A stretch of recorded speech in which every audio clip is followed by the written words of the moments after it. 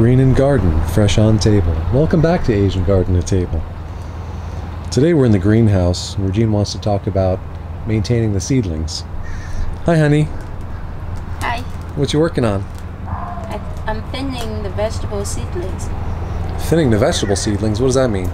I pull some of the young plants out because there are too many in one cell and they need the space to grow bigger, and I have to remove some of them. Usually I keep 3 to 4 young plants in one cell. So you overplant the seed in the cell and then remove the ones that are not doing so good?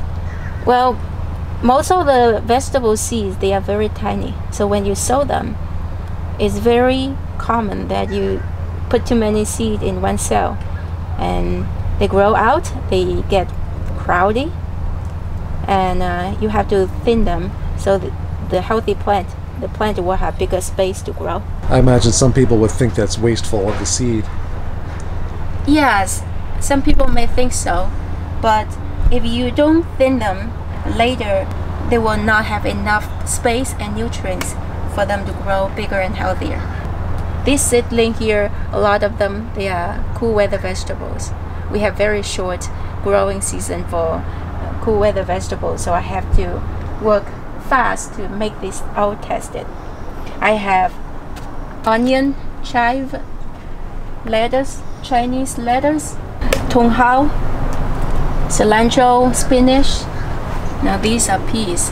A lot of people don't grow peas in seed starter, but I like to grow them in seed starter to see how well the germination also, and they will grow much faster and consistent if I started them in the seed starter. So we're checking germination rates of all our new seed as well? Yes. These are different kind of Chinese cabbage. They are growing very fast. These will be ready to transplant in the next 1 to 2 weeks. I thinned them 2 days ago. Thin them down to 2 to 3 plants.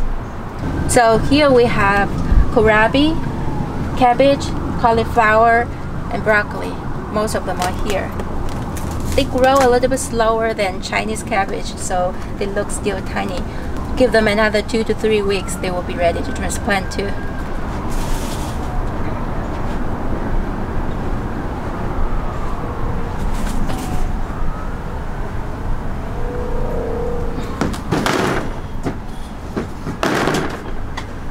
So what do we have on this side of the greenhouse? These are the most popular seed we sell on our website? Yes, we actually have a lot more varieties this year. I already post them on our website. They will be available in the middle of February. I have different kind of bok choy, night choy, quick choy, yo choy some, and also we add more these. These are very special vegetable. In China we call them wu ta cai. I call them wu choy on our website. What is it called in Chinese? Wu ta cai. Wu ta cai? Yes, these are new for us, and I know a lot of people, they request to get these vegetables, so we're having them this year. How long ago did we start these? I sow directly in the seed starter. I start these the 29th, so right now it's a little bit over 2 weeks. So 2 weeks. And you didn't do anything with a wet paper towel or anything like that, just put them directly in the seed starter? Yes, I sow them directly. All these seeds are very easy to germinate and they grow fast, so we don't need to start the seed in paper towel. So do you thin these also, or do you just let them grow? I have to thin them also. See, I thinned them 2 days ago. Now they're still growing in the tray. Now I only want to keep 3 to 4 plants in one cell. Even 3 to 4 plants is still a lot. Later, after I transplant them in the garden, I will pick the young plant to eat. So all our seed starters look like they're the starter inside of a tray inside of another tray. What's that for? First of all, this is the tray that we grow the vegetable in. So it has cells. The cells that we sow the seed in there, it have different like little cups. So that is the cells. And then we put these cells in a tray here. This tray actually open at the bottom and the water can reach the cells. The cells also have holes at the bottom. You see the root is reaching out to get the nutrients and water from underneath. This is the tray that we use. They have holes at the bottom, so water can flow out and in through these holes. They just help us to carry the cells around. Down here, in English, this is called reservoir, and we put our seed starter tray into this reservoir. It will sit in there. This reservoir will be able to hold water. We have to make sure it's all leveled. So we add water in there, it will evenly distribute to all the trays. If you don't need to start a lot of seed, you can consider to use the other tray. Look almost like this, but they don't have holes at the bottom.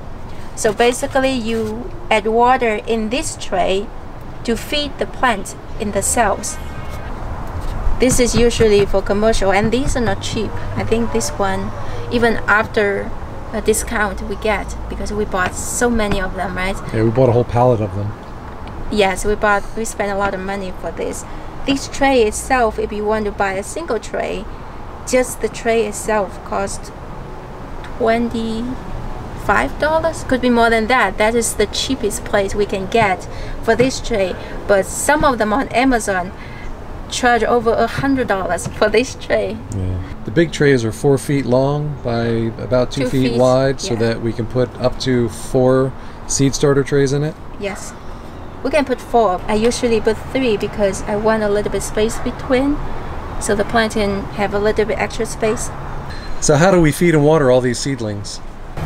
A lot of gardeners ask this question.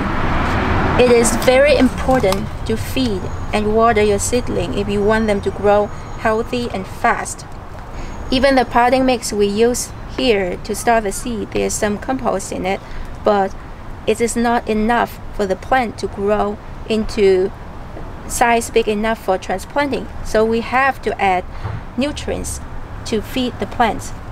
So what kind of nutrients do we add when we're feeding the seedlings? We use water-soluble fertilizers.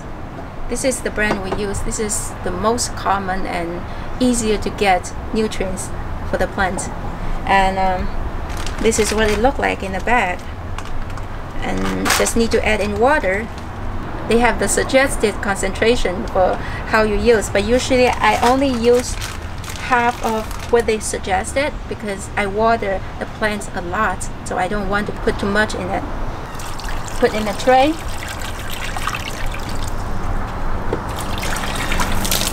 Sometimes I need to water every day. If the plant grows really big and it suck up all the liquid in one day, then I would need to add more. Like these, they are slower and they consume much less water, so I water this every 2 to 3 days. So do you want the plants to fully absorb all the water that's in the tray before you add water again? It is very important to control the water you add for the vegetable to grow. You want the vegetable have enough water, the soil stay moist all the time, but you don't want to overwater it. If you overwater the vegetable, they will get rotten. When I add water, I make sure that the tray have certain time, half of the time the tray will be dry and the soil is still wet. So the plant can breathe. You see there's the root here, this root. If it's exposed in air, it will be able to breathe. But if it's soaked in water, yes, it will take in nutrients, but it will not breathe well. So it is important to not let your seed starter soaking wet all the time. I also want to bring up one of the questions that a lot of gardeners ask me. You use water-soluble fertilizer to feed your plant. You're not growing your vegetable organically. That is one of the things that people argue a lot to growing organic vegetables. Yes, the organic vegetable idea is very, very great, but it's very hard to get 100% organic. If you're not doing it for certification for business, then I would suggest you combine some inorganic fertilizer and organic fertilizer to grow your vegetable. That will make you grow actually easier to grow a vegetable, and in my opinion, actually better than all organic. We applaud those who try to do everything organic, but to be more practical, it's better to use some inorganic as well. Yes, especially for seed starting. You have to understand all the seedling we buy from the store, they have to use water-soluble fertilizer to water them, because you have to think that a small container here like this, there's not enough nutrients for the plant to grow. That is why you start a seedling at home, it's okay to add some inorganic fertilizer for them to grow seedling. But when we grow in our garden out there, I usually don't use inorganic fertilizer if our soil is rich enough. Okay, this is what we want to cover in this video. Basically answer some of the questions gardeners have when they start their vegetable seeds. This is all for today's video. If you like our video, please give us a thumb up. Subscribe to our channel. We will have a lot more to show you. We will see you next time.